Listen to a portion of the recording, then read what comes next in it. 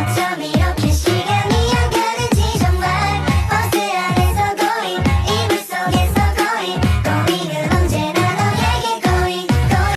Assalamualaikum warahmatullahi wabarakatuh. Perkenalkan, nama saya Dispa Sakila dengan NIM 20042010. Pada kesempatan kali ini saya akan membahas mengenai hak dan kewajiban dari ASN, P3K, Polri dan TNI beserta jabatan struktural dan jabatan fungsionalnya. Untuk lebih lanjutnya, teman-teman bisa nonton video ini sampai selesai ya. Jangan lupa subscribe dan like dan tonton videonya sampai habis. Pertama, kita akan membahas tentang hak dan kewajiban dari ASN. Pertama-tama, sebelum kita membahas tentang hak kewajiban dari ASN, kita harus tahu dulu nih, apa itu ASN. Aparatur sipil negara atau disingkat dengan ASN adalah profesi bagi pegawai negeri sipil dan pegawai pemerintah dengan perjanjian kerja yang bekerja pada instansi pemerintah. Manajemen ASN adalah pengelolaan ASN untuk menghasilkan pegawai ASN yang profesional, memiliki nilai dasar, etika profesi, bebas dari intervensi politik, bersih dari praktik korupsi, kolusi, dan nepotisme.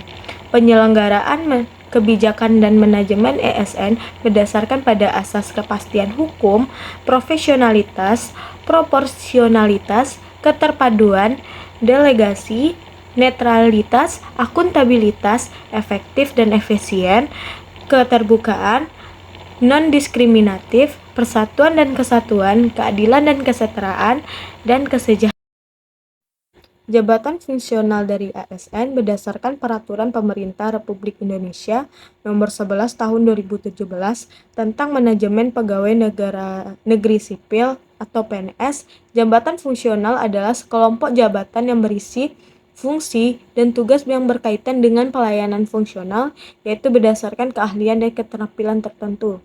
Jabatan struktural dari ASN ialah menurut Peraturan Pemerintah Nomor 100 Tahun 2000 bahwa jabatan struktural PNS adalah jabatan suatu kedudukan yang menunjukkan tugas, tanggung jawab, wewenang, dan hak seorang pegawai negeri sipil dalam rangka memimpin suatu satuan organisasi negara.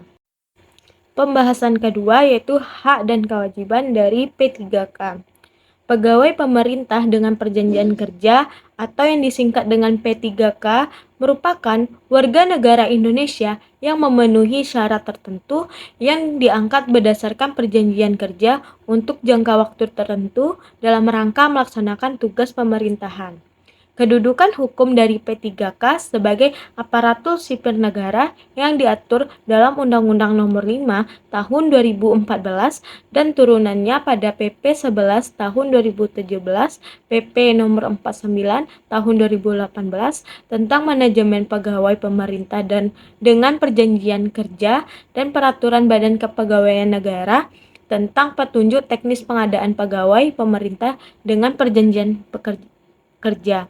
Manajemen dari pegawai pemerintah dengan perjanjian kerja atau P3K adalah pengelolaan pegawai pemerintah dengan perjanjian kerja untuk menghasilkan pegawai pemerintah dengan perjanjian kerja yang profesional, memiliki nilai dasar, etika profesi, bebas dari intervensi politik, bersih dan dari praktik korupsi, kolusi, dan nepotisme.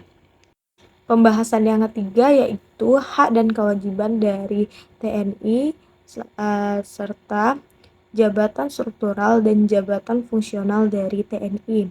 TNI merupakan suatu profesi warga negara yang mengaktualisasikan diri dalam upaya bela negara guna mempertahankan keutuhan wilayah, kedaulatan negara, kehormatan bangsa, melindungi keselamatan rakyat, serta ikut menciptakan perdamaian abadi dan ketertiban dunia berdasarkan Pancasila dan Undang-Undang Dasar Negara Republik Indonesia tahun 1945. Hak dari TNI yang pertama yaitu hak untuk menolak memberikan informasi sesuai dengan peraturan perundang-undangan yang sudah ditentukan.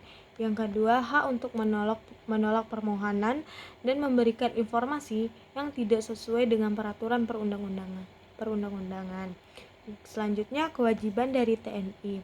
Yang pertama yaitu kewajiban mengatasi pemberontakan bersenjata, kewajiban untuk mengamankan wilayah perbatasan negara, kewajiban untuk memberikan atau menerbitkan informasi publik, kewajiban untuk mencatat nama dan alamat pemohon informasi publik, kewajiban untuk mengelola informasi publik secara efisien dan baik. Yang selanjutnya, kewajiban untuk mengamankan objek vital nasional, kewajiban untuk mengamankan presiden dan wakil presiden, kewajiban untuk membantu menanggulangi akibat bencana alam. Selanjutnya yaitu jabatan fungsional dari TNI. Kategori jabatan fungsional TNI menurut Perpres terdiri atas jabatan fungsional keahlian, jabatan fungsional keterampilan. Jenjang jabatan fungsional keahlian sebagaimana dimaksud terdiri atas ahli utama, ahli media, ahli muda, dan ahli pertama. Sementara jenjang jabatan fungsional keterampilan sebagaimana dimaksudkan pada ayat 1 huruf B terdiri atas penyelia, mahir, terampil, dan pemula. Yang selanjutnya itu jabatan struktural dari TNI. Untuk markas besar atau Mabes TNI, misalnya kini hanya ada 1 bintang, 4 yang dijabat oleh Panglima TNI, dan 4 bintang 3 yang dijabat oleh Kepala Staf Umum atau Kasum TNI, Inspektorat Jenderal atau Irjen TNI, dan Sesko TNI, Danjen Akademi TNI, dan Panglima Komando Strategis Cadangan TNI Angkatan Darat atau Paskostrat. Lalu jabatan yang memiliki pangkat bintang 2 adalah Wairjen Korps Ahli Panglima TNI, Sahli atau Staf Ahli Panglima TNI tingkat 3, Asisten Panglima TNI, Kabais TNI atau Dakon Diklat TNI, Dakon Gartab dan Wadan Seko TNI, Wadanjen Akademi TNI, Kapuspen TNI, Kababinkum TNI, Kapuskes TNI, dan Paspampres dan POM TNI, Wakabais TNI, Pangkohanudnas dan Pangdam, Pangdiviv, Darjen Kopassus, Pangkoarmada, Pangkolin Lamil, Pangkoopsau, dan Kaskostrat. Hak dari Polri yaitu peraturan pemerintah. Ini dimaksudkan untuk mengenai hak-hak anggota Polri yang meliputi pelayanan kesehatan, bantuan hukum, dan perlindungan keamanan, cuti, perlengkapan perorangan dan lapangan, tanda kehormatan, perumahan dinas, asrama, mes, transportasi dan angkatan dinas, MPP, pensiun, pemakaman dinas, dan uang duka, serta pembinaan rohani, mental, dan tradisi. Sedangkan kewajiban dari Polri berdasarkan pasal 13 Undang-Undang Nomor 2 Tahun 2002 yaitu memelihara keamanan serta ketertiban masyarakat, menegakkan hukum, memberi perlindungan pengayoman serta pelayanan kepada masyarakat. Selanjutnya itu jabatan fungsional dari Polri.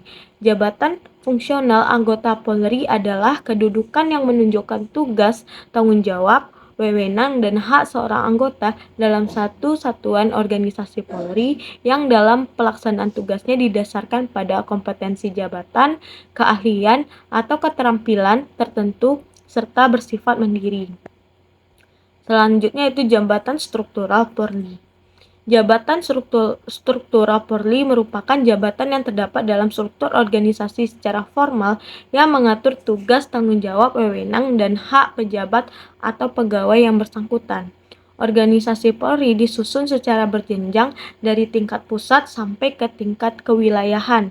Organisasi Polri tingkat pusat disebut Markas Besar Kepolisian Negara Republik Indonesia atau Mabes Polri, sedangkan organisasi Polri tingkat kewilayahan disebut Kepolisian Negara Republik Indonesia Daerah atau Polda di tingkat provinsi, Kepolisian Negara Republik Indonesia Resort atau Polres di tingkat kabupaten atau kota, dan Kepolisian Negara Republik Indonesia Sektor atau Polsek di wilayah kecamatan.